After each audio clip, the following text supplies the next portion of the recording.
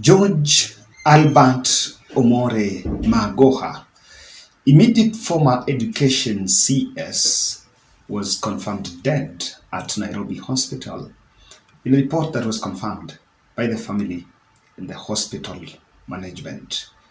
So I know that Magoha is a man that held was a very big name in the world of academia and in as far as the education sector is concerned. According to reports, is that prior to his death, Magoha collapsed 4 times. And of course, maybe that was the last one and he breathed last. So I'll just take a rough, take you through briefly the profile. Then we shall also look at how he shaped Uhuru legacy in the education sector. Because I think he was a vision bearer. Specs, he was second to none in whatever duty and responsibility he undertook. He did his work diligently. He dedicated himself. He gave himself to whatever responsibility he was given. And as I said, we are pure mentoring. And people tend to think we do things the same way, although I'm not a public figure. But in private, we were the same in many ways, in many decisions. He never took a second position in anything. He would take a first position in whatever way. And there was no opposite. Magoha had a 10-year stint at University of Nairobi back then in the 1990s. He studied in Starehe Boys High School. I think he many times in public he would come back and make that pronouncement. He previously served as the Vice Chancellor of University of Nairobi from 2005 to 2015. He was a professor of surgery at the University of Nairobi's College of Health Services and was also a consultant, urologist consultant at Kenyatta National Hospital, teaching hospital of the university. Now, born at the unfortunate event is that he passed at the time the family was planning to bury another brother who had also passed on in the US. And I saw that was actually said by former President Uhuru Kenyatta, who came out and also bemoaned CS Magoha. How did he come to public service?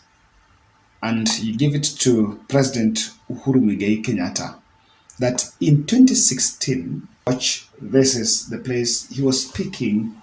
I think he visited, and the video saying is he visited a school that was in Homa Bay or in Migori, if I'm not wrong.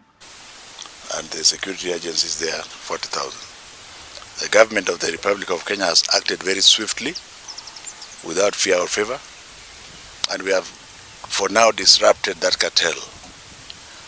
But when I'm being told that as soon as I leave one of the schools, where one of the principals are being very restless and going into classrooms, and we are checking backwards what he is up to, I think we can only pray. In March 2019, when Uhuru Kenyatta named his second cabinet, due to his hard work and of course the delivery at neck in that cabinet naming, he was actually handed over the education docket and survived and worked with Uhuru Kenyatta for the second time for the whole 5 years as a cabinet in charge of education. He was sworn on March 16, replacing Amina Mohammed, who was transferred to the sports docket by then. So after that, actually, Magoha is touted, or rather is credited for the rollout of the CBC, which was President Uhuru Kenyatta's biggest project, or rather reform at the education sector. And it even came that by the time he was making an exit, it became a bit of a discussion from those who are seeking political office. And you give it to him because that CBC was rolled at a time when it was facing a lot of activism, rather a lot of criticism from different stakeholders, including association of parents and also the trade unionists in the region. At one point, I remember when he was giving credit for the teachers recruitment, and he was taking credit saying that I don't credit people or I don't praise people. That's how I was brought up. But it was acknowledging that President Uhuru Kenyatta really did well as far as teachers recruitment is concerned. This is the point here. Do not even imagine that under my watch you will take that to another thing. Because I have seen infrastructural development that is beyond this world. And that is what is going to count. So can we agree and promise His Excellency the President before I invite him? I'm not accusing anybody that we should just get a little bit more for our money. A little bit more for our money. Because even if I was to go to cabinet to ask for 30%, the cabinet is made of 22 people. Which minister do you think is going to support me? No, you tell me. So let us be realistic. Let us look inwards and save money. In any case, don't accuse the president of not employing teachers. From when he took over, he has employed 120,000 teachers. As a man who came into that ministry, I listened to some of his exit speeches acknowledging that indeed he was comfortable to go out, or rather to go and retire with former President Uhuru Kenyatta. And I remember when I just read the record, the information, the message that has been shared by the former President Uhuru Kenyatta is saying that Magoha was actually his friend. And Magoha is saying, he said that as he makes an exit, there is one takeaway that he has learned. And I think this is something that people in the public service must see. He said that it is not prudent to manage education matters from the boardroom, or rather from Jogo House, because he had to roll, when 100% transition was rolled, he had to make sure he goes to the streets in Kibera, where he will meet dire or rather where he actually got the reality on what was happening in the education sector of children who could not actually be taken to school because of different challenges. And I see that as a takeaway, that as we get into these positions, Magoha said that he decided, and even he was actually challenging the person who is going to succeed, who succeeded him, that instead of you governing education matters from Nairobi, just roll your sleeves and go back. Make sure you go to the community. Make sure you go and see for yourself what is going on. That to me was very pragmatic, and is what many have been lacking. And we've been talking about this, that we make a lot of decisions in the boardroom and we have opinions, and because we are privileged to be in power, we simply change our opinions to become laws and policies without that transition not really taking care of the reality on ground. I single out Magoha and Mtaani, that while cabinet was actually seen as the closest to the president and they are the vision bearers of the president's legacy, Mtaani, in the virtue of the sector he was in, the sector of security, which had a critical role, or rather critical role in the general election, but he's tried to steer clear of big politics, but even though he would play optics. However, the man from academia, Magoha, steered clear of politics. Do you know that many people didn't know that Magoha came from Siaya, Homa Bay, not Homa Bay, in Game Siaya. And that is Raila Odinga's county. And even at the time it was coming in, I remember at one point when we were talking about cabinet, the way cabinet were appointed, you could hear the one who was in CS, Rachel Omamo, people only talking about Rachel Omamo, but not really that Magoha also came from that region. And people would even forget, okay, Magoha was in education, so it's because he steered clear of politics. You can go and check.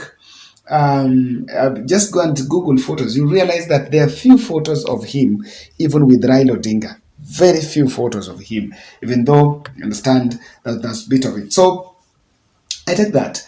Lastly, I see a man who had the service at heart, because even after leaving power, after dropping as a CS, he decided, look here, okay, I'm going to retire, but let me go and retire in Homa Bay, in Maseno, where he had taken a job there. He had taken an opportunity there to be, I think, a lecturer, if I'm not wrong, and to on that just to the same issue or on the same sector of urology. So you see, on and on, but I just want to leave you with a snippet of some video clips that are constant reminder of the times and the moments, like moments of CS George Magoha.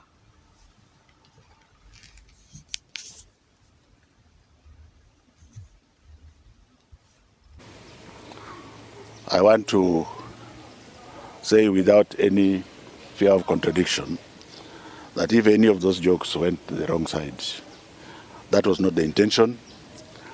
And my apologies to the general public about that. There is nobody who is perfect. I believe that in order for me to have been given the opportunity to serve in this capacity, it was purely by the grace of God. As a practicing Christian, I respect everybody, from the lowest to the highest. The way you see me, and I think he can attest, the courage that I have, first of all, comes from God. Secondly, it comes from Starehe Boys Center training. We are eagles and we fly high, and we are not afraid, and we deliver. We deliver to the extent that even if you don't like us as eagles, you can go and count what we have delivered. If during that process we have looked like we are arrogant, then we seek your forgiveness, but not that we are about to change. Eagles always keep on flying. And when the eagle is going, he doesn't, he just disappears into the air. That's what is going to happen to us. As the president's handyman, you expect us to go with him. All we want is to assure the public, the general public, that we have taken all the arrows and the stones. But we have forgotten about it because it is about our children. I think it is good enough to get arrows and stones because of our children.